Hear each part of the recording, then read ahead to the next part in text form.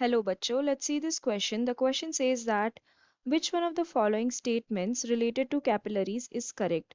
तो इस क्वेश्चन में हमें कुछ स्टेटमेंट दिए गए हैं रिलेटेड टू कैपिलरीज एंड हमें बताना है कि कौन सा स्टेटमेंट सही है. तो इस क्वेश्चन का जो की कंसेप्ट है वो है regarding the vascular system in our body. Okay. तो जो ब्लड वैस्कुलर सिस्टम होता है हमारी बॉडी के अंदर वो क्या कंसिस्ट करता है. It consist of the blood vessels and blood vessels का एक पार्ट क्या है, कैपिलरी.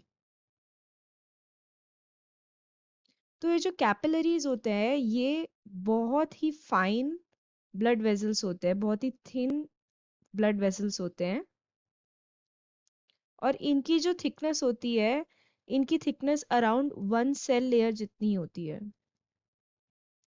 अब इनका हम मेन यूज देखें या इनकी फंक्शन देखें तो कैपिलरीज का क्या फंक्शन होता है. They act as a link between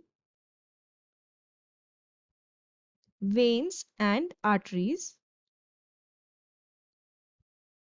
Also इनका दूसरा और क्या फंक्शन होता है, दूसरा इनका फंक्शन होता है एक्सचेंज ऑफ मटेरियल्स का. एक्सचेंज ऑफ मटेरियल्स जैसे कि गैसेस या फिर other fluids of the body. ऐसा क्यों, बिकॉज मैंने जैसा कि कहा कि इनका जो थिकनेस होता है वो बहुत कम होता है. उसके कारण जो भी गैसेस वगैरह होते हैं, फॉर एग्जांपल ऑक्सीजन हो गया, कार्बन डाइऑक्साइड हो गया या दूसरे फ्लूइड्स हो गए, ये बहुत इजीली एक्सचेंज हो सकते हैं through the layer of capillaries. Another important feature of capillaries is that they are deeply embedded in our body. तो अगर हम ऑप्शंस देखें तो ऑप्शन ए में दिया है कि these act as connective link between arteries and veins, जो कि मैंने यहाँ पे बोला, so it is correct. Option B में दिया है they are deeply penetrated inside the tissues, which is also correct.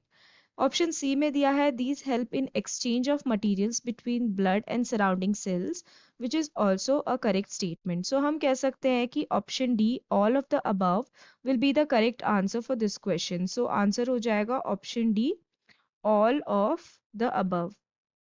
So I hope you have understood it well. Best of luck.